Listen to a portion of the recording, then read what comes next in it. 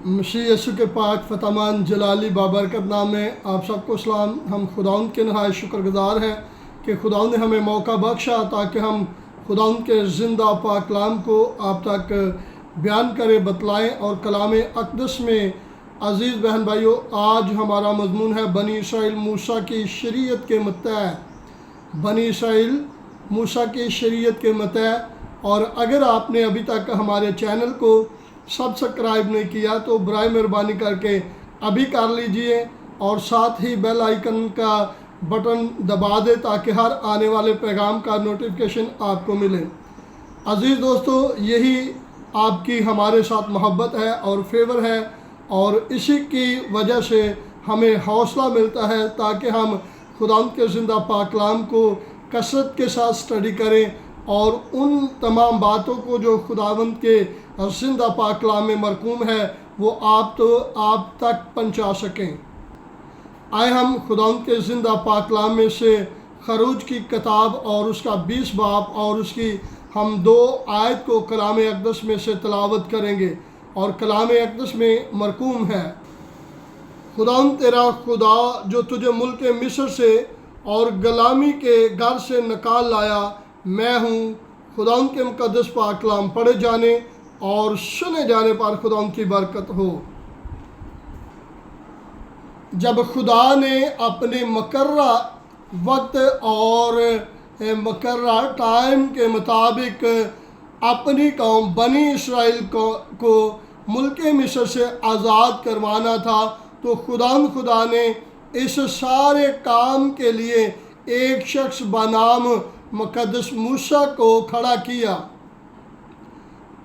Bible मुक़द्दस हमें सिखाती है कि खुदा ने बड़े ही अजीब तरीके से बनी इसराइल कौम को अपने ज़ोर बाजू के करामात के ज़रिया से बनी इसराइल कौम को मुल्क मिस्र की गुलामी से निकाला और मिस्रियों पर 10 आफत आई, यानी पानी का खून बन जाना, मेंढक मुल्क मिस्र में आ जाने, जुएं मुल्क मिस्र में आ जानी, मच्छर की कसरत पूरे मुल्क को घेर लेना और मवेशियों का मर जाना, फोड़े निकल आना और ओले पड़ना और टिड्डियाँ और तारीखी मुल्क पे छा जाना, ये तमाम की तमाम आफतें जो थी वक्त मुकर्रर वक्त पर आती रही ताकि मुल्क मिस्र के लोगों और बादशाह और फ़िरौन के अंदर इस बात का एहसास डाले कि वो इन लोगों को गुलामी से आज़ाद करे। जब मुक़द्दस मूसा उस आफत के बारे में पहले बता देते और फिर जब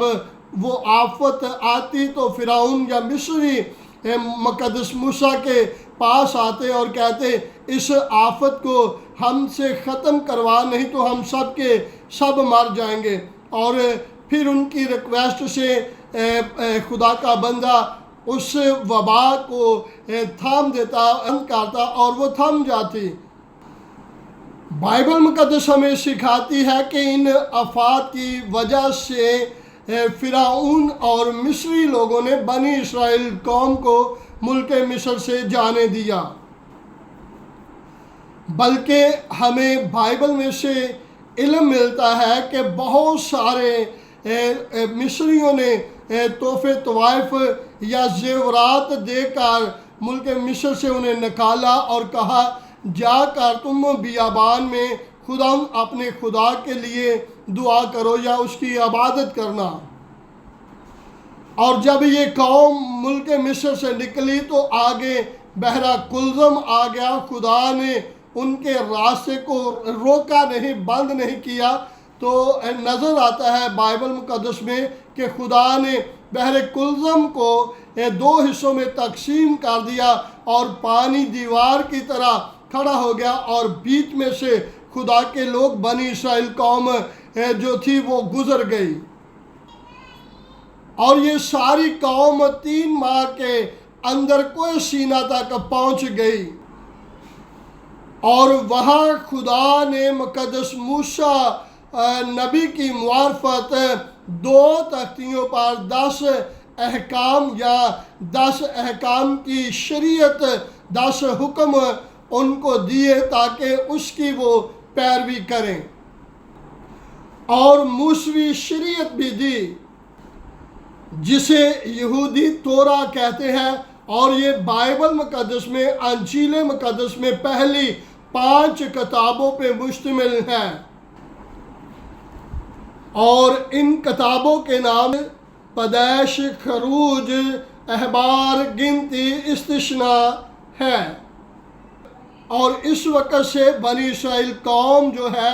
وہ خداوند کے حضور عبادت کرنے لگے، قربانیاں چڑھانے لگے، عدل و انصاف کرنے لگے، اور خدا کے قوانین کے مطابق زندگی بسر کرنے لگے،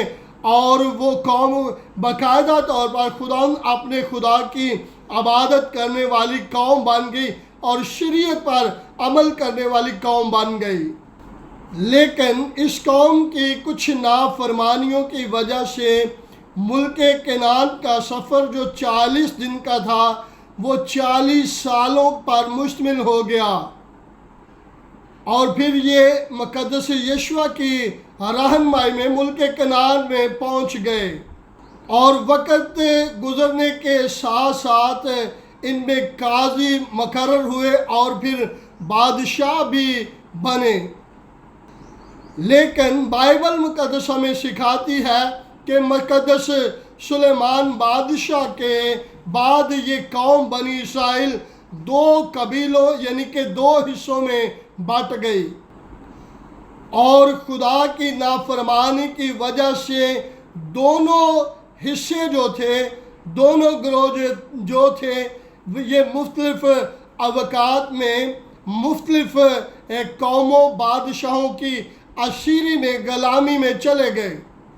اور کچھ یہودی 70 سال کی اسیری کے بعد اپنے ملک واپس آئے اور آ کر پھر اپنی شریعت کے مطابق زندگی گزارنا شروع کر دی، اور ان مختلف ادوار میں جو قومیں ان پر حکومت کرتی تھی وہ کسدی تھے، مادی تھے، فارسی تھے، یونانی تھے، اور رومی لوگوں نے بنی اسرائیل پر حکومت کی، اور اس طرح یہ قوم بنی اسرائیل خداوند یسوع المسیح کی پیدائش کے دور تک پہنچ گئی۔ جب میرے اور آپ کے خداوند یسوع المسیح کی پیدائش ہوئی تو اس وقت یہ قوم رومی حکومت کے متحد تھی، لیکن یہ اپنی شریعت کے مطابق یہ اپنی زندگی گزار رہے تھے اور اپنی شریعت کے مطابق عبادات کر رہے تھے۔ لیکن 70 عیسوی کے بعد رومی حاکم تیتس نے انہیں مکمل طور پہ اپنے ملک سے نکال دیا، اور یہ دوسرے ملکوں میں تیتر بیتر ہو گئے، اور ہیکل اور یروشلم دونوں برباد ہو گئے تھے، اور 70 سے لے کر 1878 تک یہ قوم بڑی ہی پسماندگی اور پریشانی اور ذلت اور رسوائی کا سامنا کرتے ہوئے زندگی کے ایام گزارتے رہے۔ نہ ان کے پاس اس سارے دور میں ہیکل تھی، نہ باقاعدہ طور پہ کوئی کاہن تھا، اور نہ ان کی باقاعدہ طور پہ عبادات ہو رہی تھی، اور نہ قربانیاں چڑھاتے تھے، اور نہ ہی ان کا کوئی اپنا ملک تھا، اور نہ ہی ان کا کوئی اپنا بادشاہ تھا۔ آخر کار 14 مئی 1948 کو انہیں ایک اپنا ملک دیا گیا، اور خدا نے اپنے قول کے مطابق انہیں پھر اپنے ملک میں ملک اسرائیل میں بحال کیا، اور تمام ممالک سے جو لوگ تیتر بیتر ہو چکے تھے ان کو واپس اسرائیل کے ملک میں واپس منگوا لیا۔ اور اس کے تعلق سے خداوند کے بندہ مقدس یشعیاہ نبی بیان نبوت کرتے ہیں اور فرماتے ہیں मुक़द्दस यशाया नबी की किताब और उसका